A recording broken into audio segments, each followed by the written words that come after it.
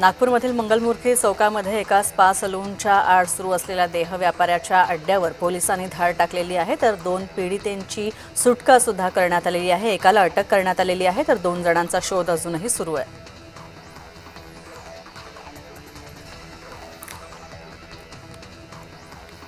नागपूरमध्ये लहान मुलांमध्ये प्राण्यांप्रती आपुलकी, जिव्हाळा आणि प्रेम निर्माण व्हावा या उद्देशाने तान्हा बैलपोळा साजरा करण्यात आला। बैलपोळ्याच्या दुसऱ्या दिवशी नागपूरमध्ये तान्हा आणि दरवर्षी हा बैलपोळा साजरा केला जातो।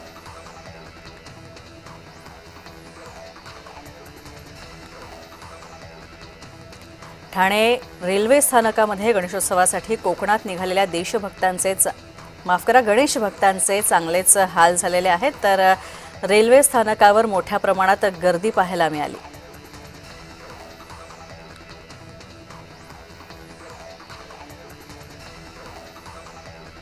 ठाण्यातील पाचपाखाडी परिसरामध्ये नरवीर तानाजी मित्र मंडळाचे यंदाचं हे 48वे गणेशोत्सवाचं वर्ष आहे आणि मोठ्या उत्साहामध्ये फुलांची आरास केलेल्या या रथावर ठाण्याच्या राजाचं आगमन झालेलं आहे, तर ढोल ताशांच्या गजरामध्ये ठाण्याच्या राजाचं दिमाखदार सोहळ्यात आगमन झालं।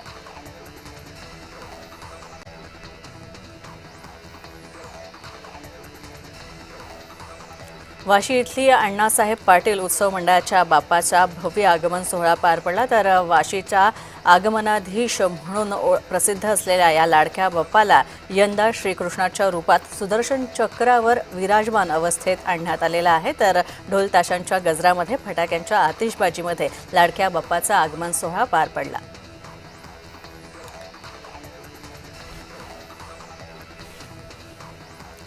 कोकणात जाणाऱ्यांसाठी आज दुसरी मोदी एक्सप्रेस सुद्धा रवाना होते, तर मंत्री नितेश राणेंकडून मोफत रेल्वेची व्यवस्था करण्यात आलेली आहे। नितेश राणे रेल्वेला हिरवा झेंडा दाखवणार आहेत।